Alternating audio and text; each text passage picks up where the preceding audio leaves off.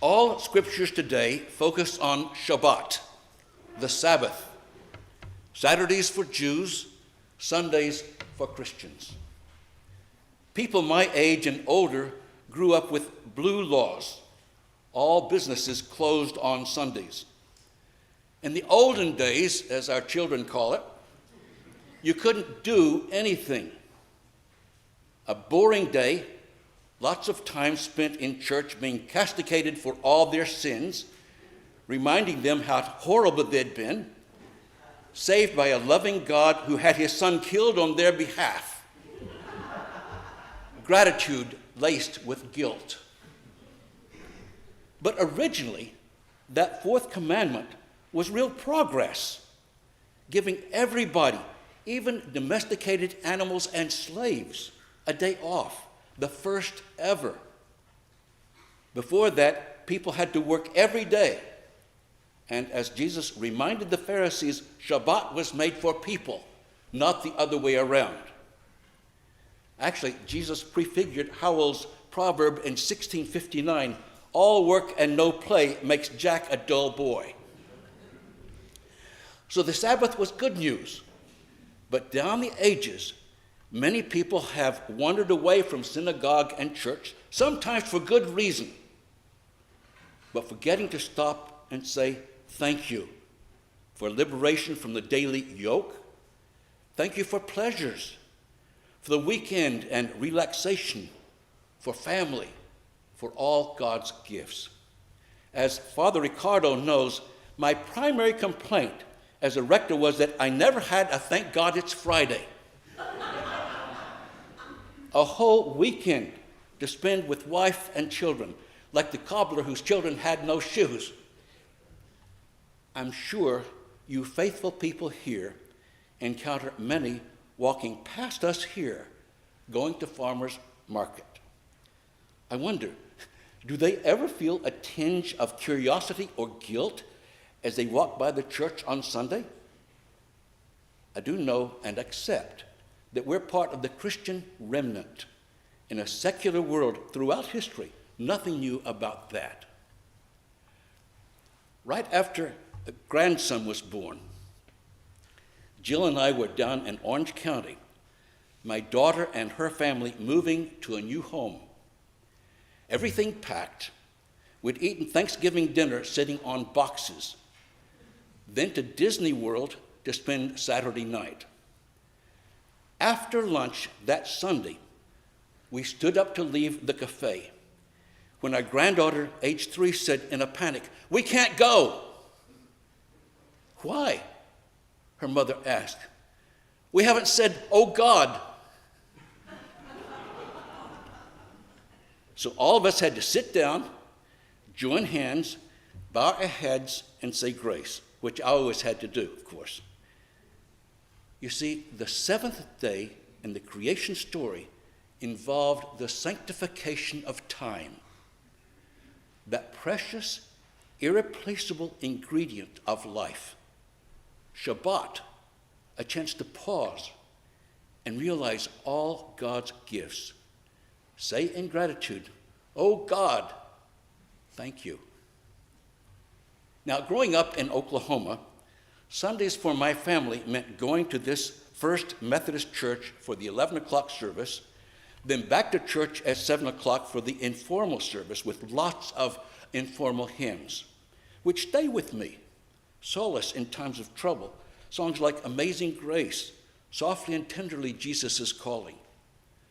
Also some real ringers from tacky songs heard on the radio, like the Easter song, "There ain't no flies on my Jesus 'cause he is risen from the dead."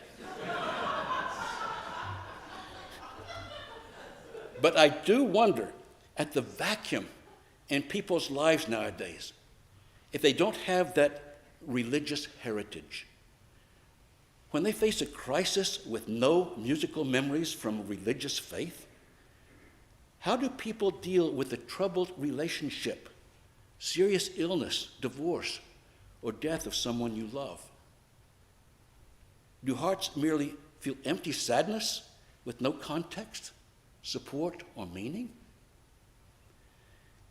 Even if I'm presiding at another Episcopal or Lutheran church on Sundays, I don't like missing Sundays here at St. Luke's. I miss being with all of you, singing, praying, giving or receiving the body of Christ, the bread of heaven. Example, when I'd be in the pew by Carolyn Wilson, I've known for many years, she couldn't remember or sing words of the hymn, but her lovely soprano voice would hum the tune. Sometimes we'd sing parts and harmonize, or with a sweet smile, she'd hum her part during the choir anthem she knew back when. That kind of thing happens in a place like this. No obligation or getting a magic wafer to keep you safe during the week. Even checking in with you at coffee hour is a joy. Family is here, expanding the joy and meaning in my life. Where your heart is, Jesus would say, there's your treasure. That is so true. I've told you before how much it meant to me to see so many St. Luke's parishioners and clergy at Jill's memorial. That didn't happen in a vacuum.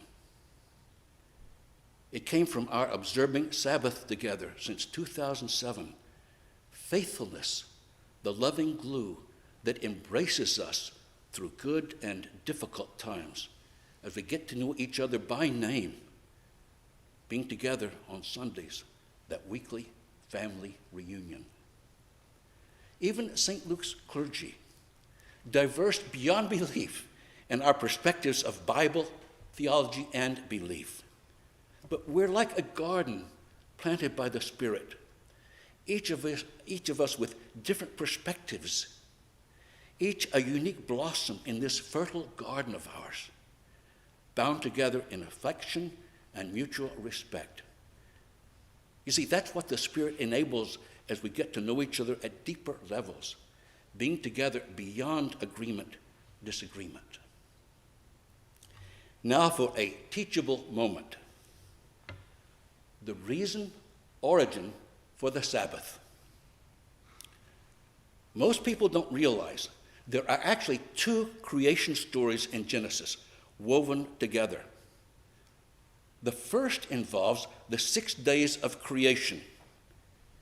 In that story from the northern kingdom, God is called Elohim, the E document, the same God Muslims call Allah. The second creation story is from the southern kingdom. Labeled J, it starts on verse 5 of chapter 2 and calls God Yahweh. In other words, I am. It begins, when Yahweh God created the heavens and the earth, and focuses on the Garden of Eden and the story of Adam and Eve. By those two names, one can tell if the interwoven storyline is E or J, from Samaria or Judea. Now, Yahweh's nickname is Yah. So when we're saying or singing Alleluia, the accent should not be on the lu. Alleluia is Hebrew for let us praise. Praise who? Yah. It may sound weird, but we actually say Alleluia. So say it with me. Alleluia. Yahweh God thanks you for knowing his name.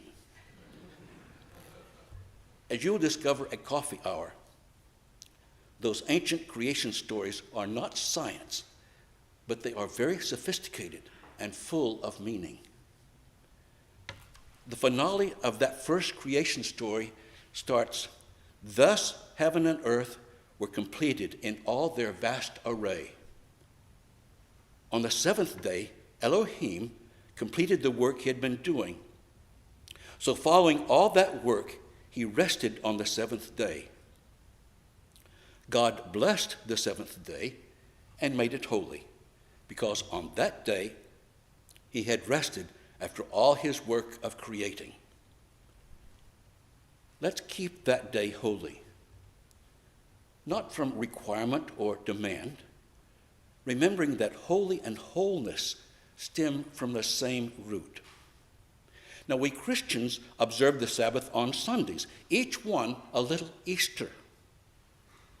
So do what you can to use this sanctified time for recreation and refreshment, and there are many forms, creative or mundane, depending on different needs, possibilities, talents, and joys.